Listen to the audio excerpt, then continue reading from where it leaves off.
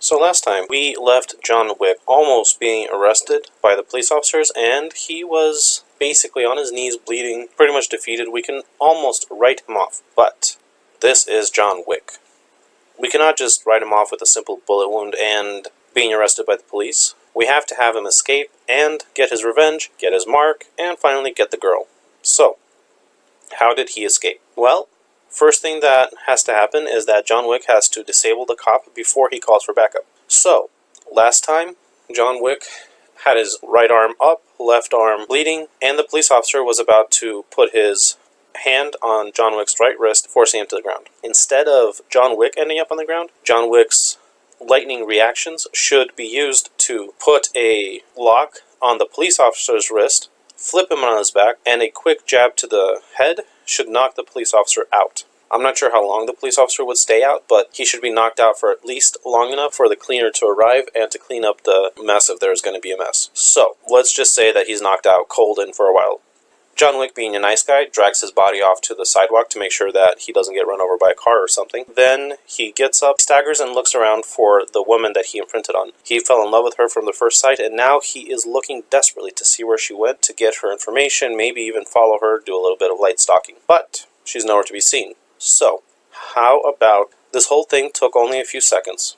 So, from when he got shot to right now, only about 10-15 seconds went by. Probably closer to 5 seconds. He walks down the street from where the bullet came from. So John Wick is running down the street and figures out which street the target went down. And he sees the target getting into an SUV. And he starts running down that street, raising his gun in his right hand. And out of the front passenger seat, another one of the target's bodyguards leans out and tries to shoot John Wick, but John Wick takes 2 quick shots and takes out the target's bodyguard. He quickly realigns his sights and aims at the driver of the SUV. Pulling the trigger, the gun does not give a bang, but a cowardly click. It's a misfire, and John Wick is forced to try to get his gun to work, but it's already too late. The target SUV already starts rolling down the street towards John Wick, and John Wick is forced to jump out of the way. Before John Wick can get his backup gun or fix his primary gun, the SUV disappears out of sight. With the SUV gone and the target gone, John Wick has nothing else to do but call the cleaner and give him the new address. Once again, the reason why he needs the cleaner in this location is because the person who was hanging out the window fell out and is on the ground now. But John Wick tells them not to touch the cop, that he's just a bystander who got knocked out. John Wick has no course of action now except to stagger back to his car and try to figure out what to do next. But keep in mind that he ran a few streets, so his car is quite a far way away. I think the funniest thing for him to do right now would be to call an Uber and try to get a lift back to his car. But he's still bleeding, so maybe the Uber driver drives up and drives away because of all the blood. So John Wick is forced to walk all the way back to his car. That's a few streets over.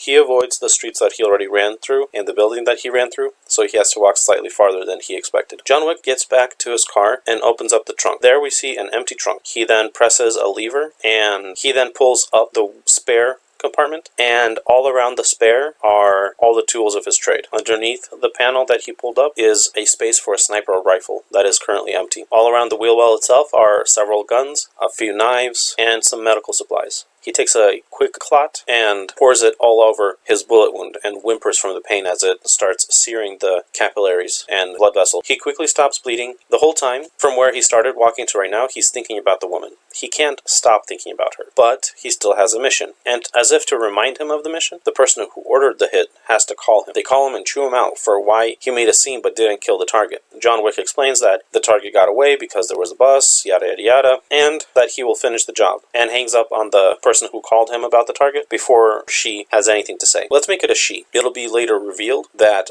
the hit was ordered by the target's wife, and we'll figure out why later. John Wick hangs up and puts on a clean spare shirt that he had in the trunk, proceeds to get back into the car and starts driving. Driving to the target, the only thought in John's mind is about the woman that he imprinted on. He is head over heels over her. There's nothing he can do to focus on anything. However, being a professional, once John Wick drives up to the neighborhood of the target's mansion, he quickly puts everything out of mind and focuses on the task at hand. After all, he wants to be alive to enjoy his newfound love. What he sees down the street is a bunch of guys. Let's make it 12 guys. No, 12 guys is way too much. How about we make it 5 guys?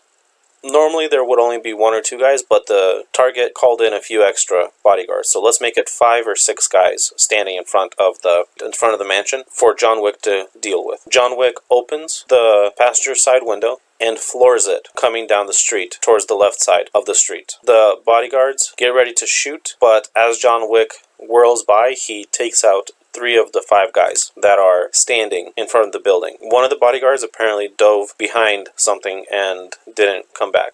Driving around the corner, John Wick slams on the brakes and gets out of the car waiting for the other bodyguards to walk up. Only 2 walk towards where John Wick disappeared to, and as soon as they round the corner, both of them get shot. As he waits for the final guard, who doesn't come, he finally decides to just go on with the plan. The other bodyguard must have gone back into the building to protect the target more on a personal level. With that, John Wick opens his trunk again, grabs a backup gun, a couple of knives. He walks down the service path behind the mansions and walks to where the target's house is. During this walk, he calls for the cleaner once again to come to this location, but tells them to delay by about 15 minutes. And he tells them to leave the body of the target in the house untouched for the cops to find. John Wick walks up to the backyard of the mansion where the target lives, and he sees that it is very well lit. Impossible to walk all the way through, so he has to think of something. Noticing that there's a distinct pattern of shadows from the shrubbery and trees, he decides to slink his way from shadow to shadow to get closer to the building. Getting within easy shooting distance, as well as being able to hear what's going on in the open window, he notices the target pacing back and forth, screaming on the phone, complaining that he was almost assassinated. Next, we see John Wick about to take out the target, but he sees a little girl standing next to the target. And with that, he waits. He could never harm a parent in front of a child. That's just not something that he ever does. He waits, and to his luck, the target sends the daughter upstairs to be with his wife. The target continues to pace back and forth, and John Wick waits for the perfect moment. To his luck, the target puts down his phone and walks up to the window, waiting, thinking about something. John Wick quickly springs from behind the bush that he was hiding, takes his gun, and puts 2 silenced bullets right mid-center of the target's chest. And John Wick quickly disappears back into the service road, even before the target hits the ground. Creeping down the service road, John Wick calls the person who ordered the hit, which was the wife of the target, and informs her that the job is done. The person who ordered the hit is not happy that it had to happen in the house, but begrudgingly agrees to pay the full amount. And John Wick gets a notification on his phone that he has a new wire transfer in his account. As he gets back to the car, he goes to the trunk and puts his tools back in their place. From behind, John Wick senses somebody walking up, but before he can do anything, he feels a gun pressed against his head. The last bodyguard says to put his hands up and to not do anything stupid.